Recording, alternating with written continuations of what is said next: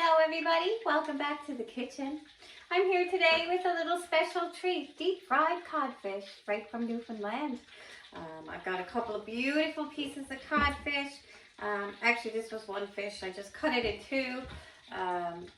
Yeah, you can see the nice thickness of it. I caught this myself with my husband's cousin Frank this summer. What a summer. He took me fishing so much and I really appreciated it. I got enough fish for my freezer for the winter and I was able to give some to a few people. Pretty awesome. Anyway, so over here I've got my oil. A lot of people use vegetable oil. I like to use lard. I'm just using the tender flake, which is really hard to find these days. I could only get one, so in here I've actually got this block plus some oil, probably half and half.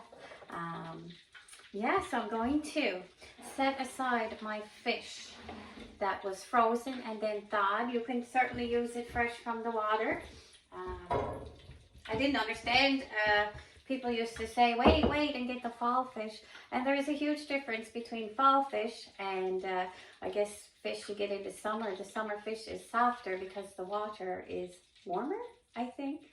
Anyhow, let's get on with the recipe. In my bowl, I'm going to put 1 cup of all-purpose flour. Keep an eye on your oil while you're doing this. And 2 tablespoons of cornstarch, regular cornstarch. A teaspoon of sugar and a teaspoon of salt. I don't eat sugar these days, but a teaspoon's not going to hurt in this entire recipe.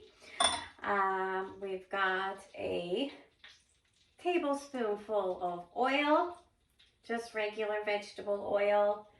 I've got a teaspoon of vinegar and a tablespoon and a half of baking powder. I'm using the magic kind because like magic it works.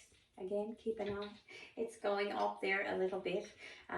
Yeah, baking powder in there. And to that we're going to add 1 cup of cold water, very cold water. Somebody once told me that the key to really crispy fish is to have your batter made the night before and put it in the fridge. I've never done that. This works really well. It's a nice, light, crispy batter. The inspiration for this recipe actually came from my friend Lorraine. I asked her one day what she used, and she gave me a recipe and it was really, really good. So I thought, why not make it my own? And so this is what I have here now, the base of her recipe with a touch of mine. So you can see that this is runny, but not super, super watery. There's no lumps.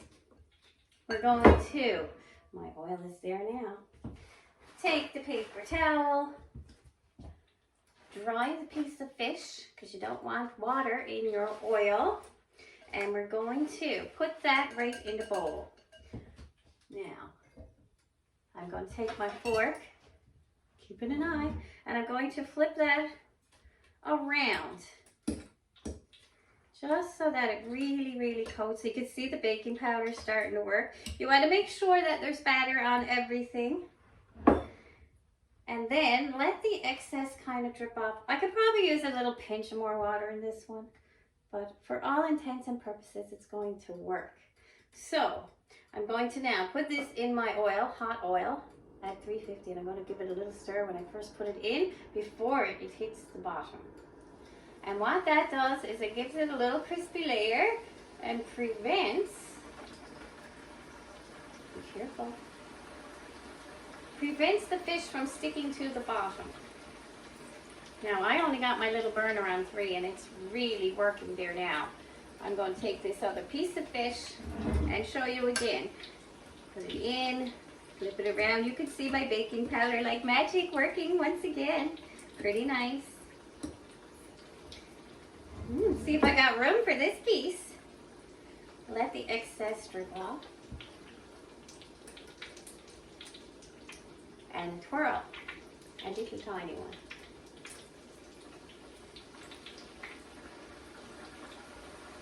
And be careful. And that's all I have room for. In this giant wok is 2 pieces. My oil is at about 340. I like to keep it around 350. And what we're going to do now is just kind of watch. It'll kind of cook up. It'll get a little golden. And yeah, it won't take long, just a few minutes, and we'll have this fish already cooked. I'm going to lay that aside. No, I lay it over here so it's not in the way.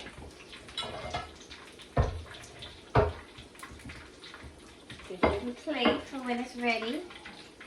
I can turn my oil back up a little. It's actually gone down to 325. And the other thing I like to do, once I clear away my mess, I love to make a creative mess. We're going to take my taste testing plate and lay it aside. And so basically what I've done here is a cookie sheet, paper towel, and then a cooling rack over top. That prevents the oil or the fish from kind of sitting in the oil. And yeah, I'm going to turn over. Actually, I'm not going to do it that way because that would be dangerous. I'm going to turn over my first piece. And it's getting really nice and crispy. And it's been my experience that, second one's not ready. This batter actually stays really crispy even in the fridge the next day, like freezing cold. It's still very, very much crispy. Yeah. Everybody's always looking for a very good batter recipe for fish for Good Friday. This is it. Absolutely. You can add some pepper, you can add some seasoning salt. You know, make it your own. That's why I like to share these recipes. You know, just teach you some mad baking and cooking skills in the kitchen. And yeah, so kind of inspire you to make your own recipes and things. I can see all of you saying, oh my gosh, that's very dangerous.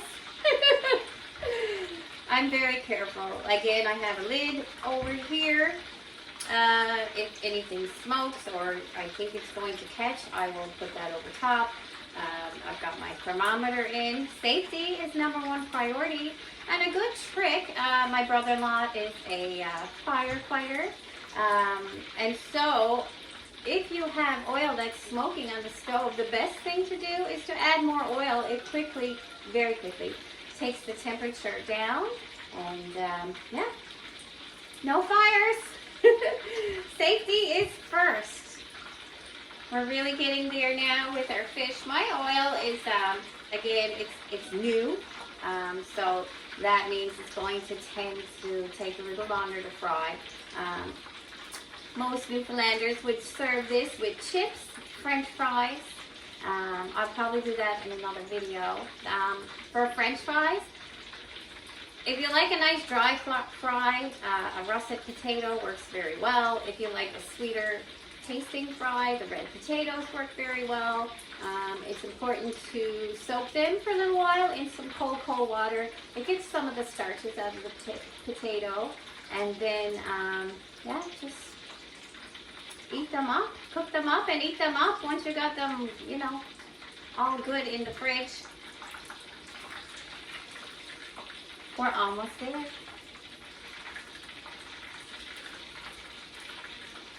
I may take it out a few minutes early just so you can see. So our fishermen are out protesting today. I don't know a whole lot about it. Our friends are fishermen. Something to do with free enterprise. They want fairness across the board like the rest of Atlantic Canada. They only have, I think, a few people that they can sell to or something. I'm not entirely sure and not one to speak on it, but please support them because I wouldn't be doing this video without them. That's for sure. I don't own a boat or anything else, so yeah. So I'm thinking this fish, the thicker piece will probably leave, I don't know, 6 to 8 minutes maybe. The thinner piece, maybe not so much. Almost. It's going to be nice. I bet you almost every Newfoundland household will be having fish and chips on Good Friday. Lots of Catholics around. Okay, I'm going to take that out there now because I don't know how much browner I will get having new oil. Again, be very careful when doing this. Let the oil drip off. Look at that deliciousness. It's as pretty as good tasting. I'm sure it's going to taste delicious. I hope I don't burn my mouth out. Just look at that. Isn't that amazing? And so to serve this, I'll let that one go a little bit longer. I should have put that on my rack, but anyway, it's on my plate now. I am going to, because I'm not going to eat this whole piece just right yet, I think what I'm going to do is, you can hear the crunch, cut it in two.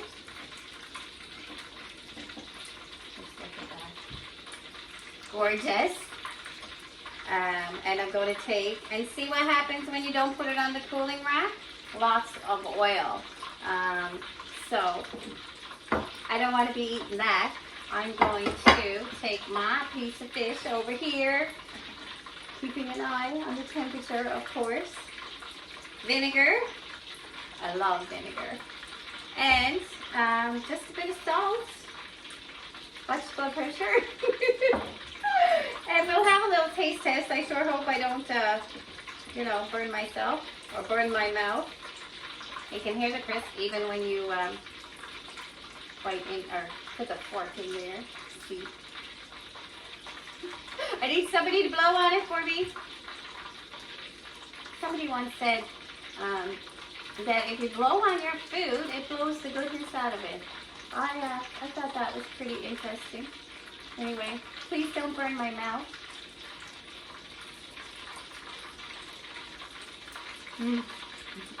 It's really, really good.